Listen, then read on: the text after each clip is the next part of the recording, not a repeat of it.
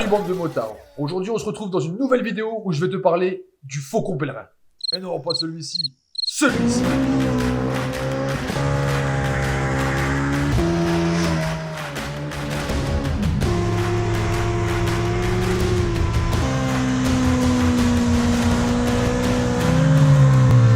Alors tu l'as bien compris, aujourd'hui on va parler de la Suzuki GSX-R, mais pas n'importe laquelle, l'Hayabusa. Un monstre qui a défrayé la chronique quand elle est sortie et qui a fait la une de tous les journaux. Et ça, pour une très bonne raison, parce qu'elle était annoncée comme étant la première moto de série à dépasser les 300 km/h. Et tu sais quoi? Eh ben c'est totalement faux, parce que la première moto de série à avoir dépassé les 300 km/h, c'était la CBR XX Blackbird. Et ça, c'était en 1996, soit 3 ans avant la première Hayabusa. Mais avant de rentrer dans le vif du sujet, déjà, je voudrais remercier toutes les personnes qui me soutiennent et qui se sont abonnées à ma chaîne. Merci à vous mes petits motards. Et pour toi qui n'es pas encore abonné, si la vidéo te plaît, n'hésite pas à faire la même chose.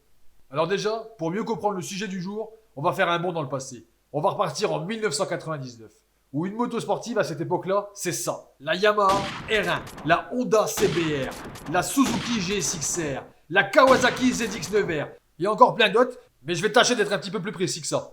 Les motos que je viens de te citer, elles faisaient partie de la catégorie des hypersports. Et à côté de ça, tu avais une autre catégorie, celle des sports GT, qui était censée être plus confortable et plus raisonnable que les sportives. Et notre Hayabusa, elle était censée faire partie de cette catégorie-là. Sauf qu'à sa sortie, elle va tous les atomiser. On n'a qu'à dire que c'est une sport GT hyper sport. À croire que chez Suzuki, ils adorent créer des nouvelles catégories. Ils ont bien créé la catégorie de la merguez avec la 600 SV. C'est la merguez. Mais là, on s'éloigne du sujet. Revenons à notre sujet, le faucon. Et le faucon, pourquoi? Parce que c'est la traduction littéraire de Hayabusa en japonais. Comme je te disais, on est en 1999 et cette année-là, tous les constructeurs se tirent la bourre à savoir qui c'est qui aura la plus grosse. Et là, Suzuki va faire mettre à genoux à terre à toute la concurrence. Et il faut dire qu'ils vont très bien faire les choses, avec une énorme campagne publicitaire axée essentiellement sur les performances de cette moto. D'ailleurs, regarde la pub qui passait à l'époque à la télévision, elle affiche très clairement la couleur.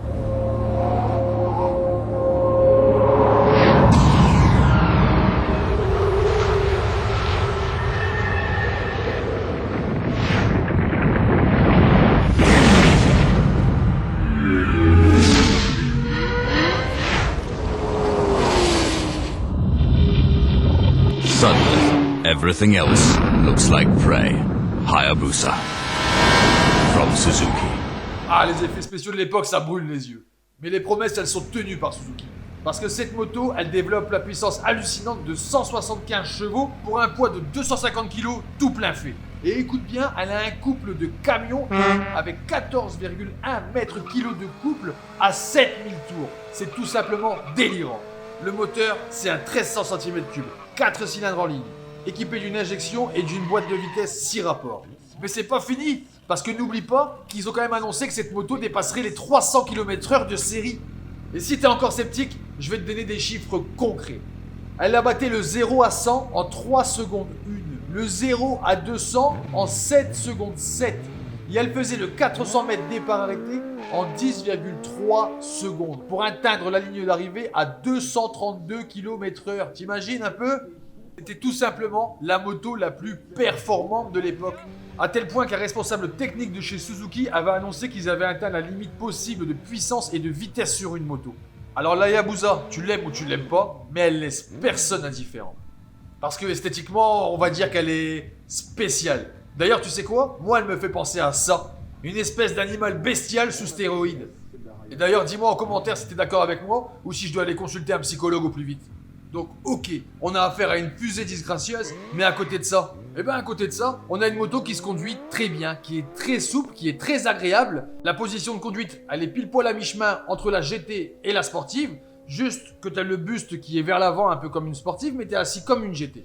Donc au niveau confort, c'est très convenable. En plus de ça, c'est une moto qui freine très bien. Les freins, ils sont puissants et il vaut mieux vu la bête.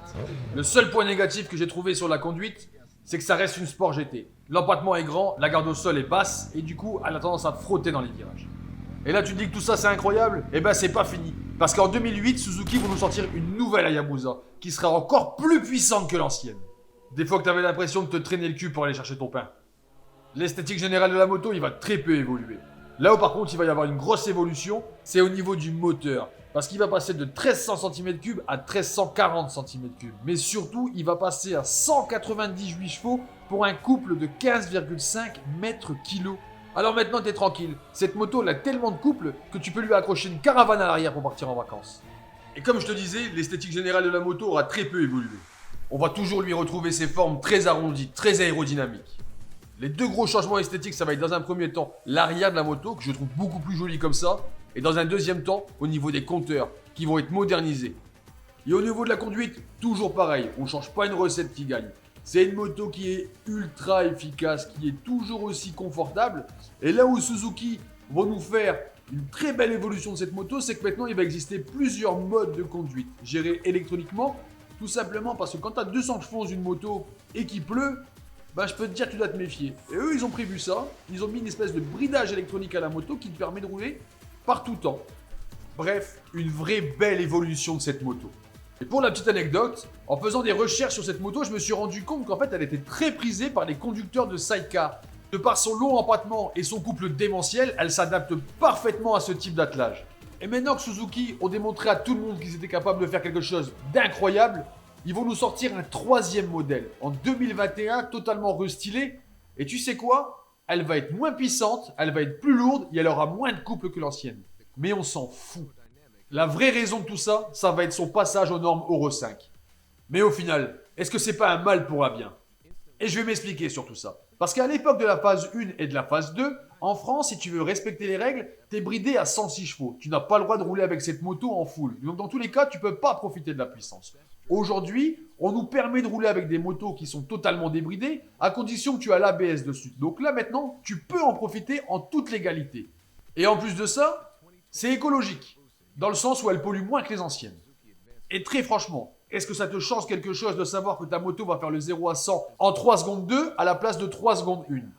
Personnellement, moi ça m'en touche une sans faire bouger l'autre. Alors t'en as toujours qui vont te dire, c'était mieux avant.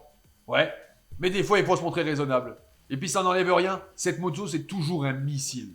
C'est toujours un 1340 cm3 qui développe maintenant 190 chevaux pour 15,3 mètres-kg de couple. Et un poids de 264 kg en ordre de marche. Alors tu vois, elle a pris un petit peu de poids, elle a perdu très légèrement de la puissance et du couple, mais ça reste quand même énorme.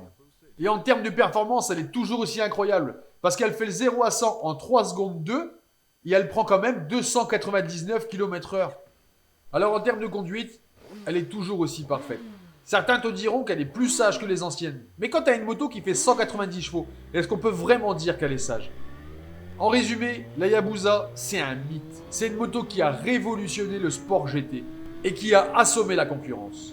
Et on va pas lui en vouloir de s'être assagi avec le temps. Parce que dans tous les cas, maintenant, la répression est tellement dure que tu peux plus tirer dedans. En espérant maintenant que cette vidéo vous a plu, et dites-moi vraiment dans les commentaires ce que vous en pensez de tout ça.